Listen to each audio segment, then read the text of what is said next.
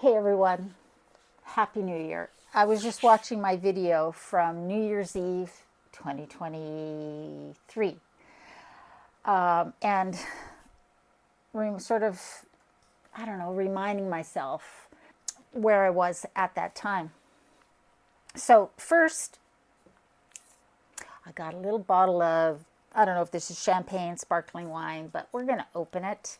It's not it's not midnight or anything like that, but I haven't made it to midnight on New Year's Eve for probably 10 years. So that's okay. We're just going to have a little bit of this while we chat.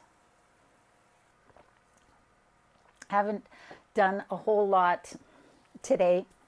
I went to the dump, recycling mostly, and got a few groceries, just a few things that I needed.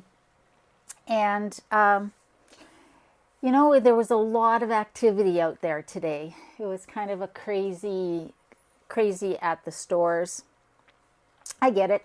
There's a lot of sales on right now, and a lot of people are getting things ready for entertaining tonight. But I never do anything big on New Year's Eve. For me, it's always way more effort than it's worth. You know, there's going out to dinner is always super expensive. You can never find parking if you drive. You can never get a cab or an Uber if you don't drive, and nobody wants to drive if they've been drinking. I never feel really safe on the roads anyways this time of year, you know, on Christmas or New Year's Eve. So, you know, it's just nice to stay home. When the kids were young, we used to all crawl onto my bed and we would watch a movie.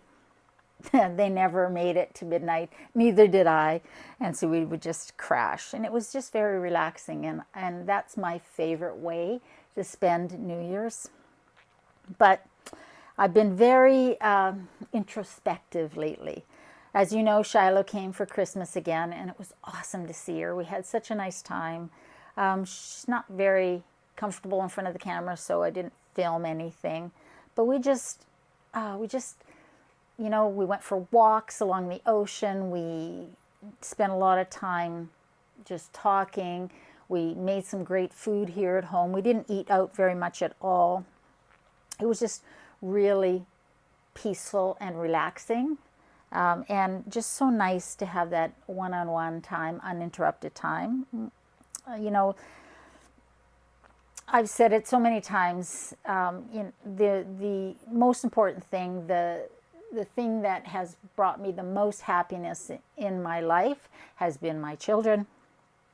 And last year I got to see them both multiple times, which was really great, you know. But since Shiloh's been gone, I've been spending time just thinking about 2024 and how my year went. If you've been watching me for a while, you know that I don't make New Year's resolutions, but what I do is set a theme for the year, and set some goals.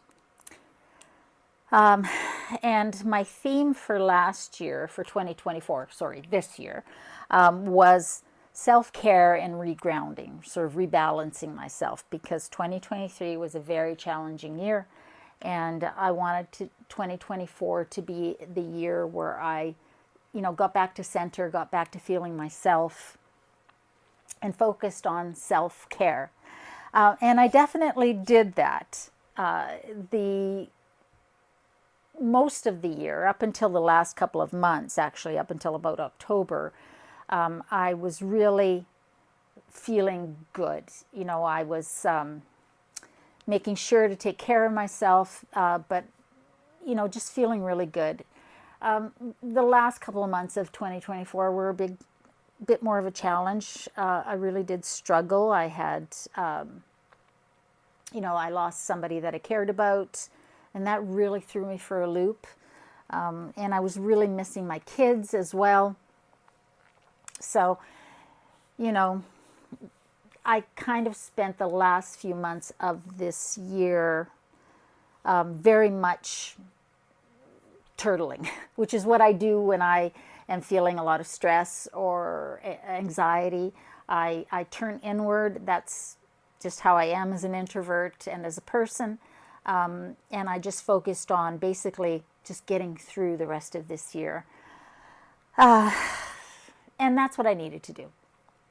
And I think a lot of us are like that, right? We do what we need to do to get through, but I really realized that I don't want to do that anymore. I don't want to be just wishing the days away, the weeks away, because I'm in survival mode.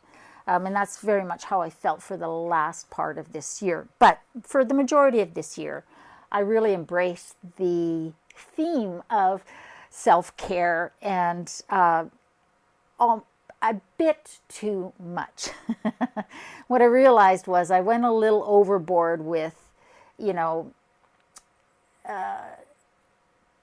being as disciplined, especially with my finances, about spending a lot on things that I didn't really need. As I've been going through the house since Shiloh's been gone and starting my decluttering, I realized there's a lot of shit in here that doesn't need to be in here, that a lot of which came in the last 12 months. And so that's one of my things that I'm going to be doing in the new year.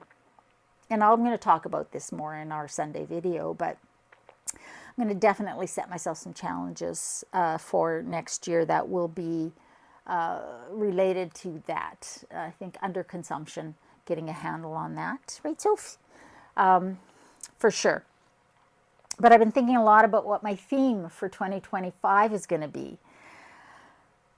I don't know about you guys, but 2024 was an odd year in a lot of ways. There was a lot of stuff happened, especially in the second half in this world, that, was, I don't know, just a lot. And 2025 feels like it's going to be a lot as well. I think there's just a lot happening in the world in general that is we're going to have to deal with. We're just going to have to live with. And so I think that that's going to be an important thing to think about.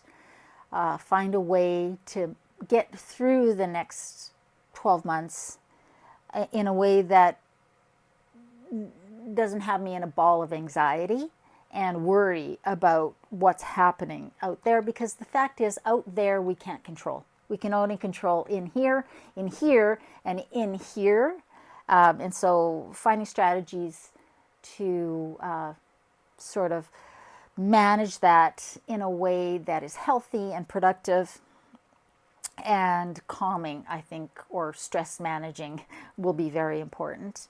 But I have been thinking a lot about what 2025 theme should be. I think it will be a hybrid of underconsumption and I guess actually Shiloh had a theme that she was talking about, like care more was going to be her theme. And I think that might be part of my theme as well. I need to focus more on health.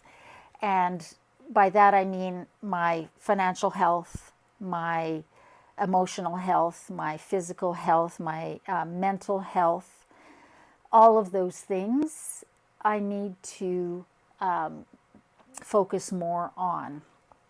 Sort of all of the areas of health in general, and maybe that underconsumption part will be a part of that, because for me, when I have a lot of clutter, when I'm feeling like my physical space is a little out of control, then it brings me a lot of anxiety. And so I think I'm going to focus on that, focusing more on all of the areas of health this year, and becoming more disciplined about those things will be a big part of my theme for 2025. I don't know what 2025 is going to hold. I normally have a sense, and I just think that because the world is so unpredictable right now, I'm going to focus on my small part of the world and making it feel more predictable, because I don't like surprises. I like to know what's going on, and feel a sense of that I'm managing, that I have some control over the things that are in my control. And so I think that that's what will be my focus for 2025. And so I've started to think about some challenges for myself, some goals for myself for this next year. And a lot of them will have to do with that, right? And so, yeah, I'm excited about bringing you those videos and those topics.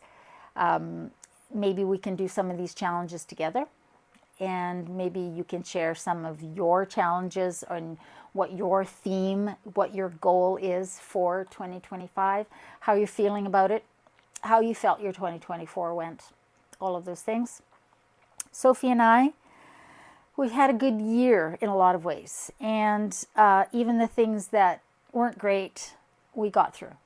We did what we needed to do to get through, and here we are on the other end, feeling good and feeling content. And I think that's really all that matters. I think seeing my kids was great, and I have been missing them a lot. So I need to make sure to spend more time with them in 2025. I think that that is going to be a really important thing for me as well. So anyways, guys, I just wanted to check in as I do every New Year's Eve and just say Happy New Year's to you wherever you are in this world. I hope that you are safe. I hope that you are feeling secure and content, and that 2025 brings you health, happiness, and joy. I love you guys, and I'll see you next year.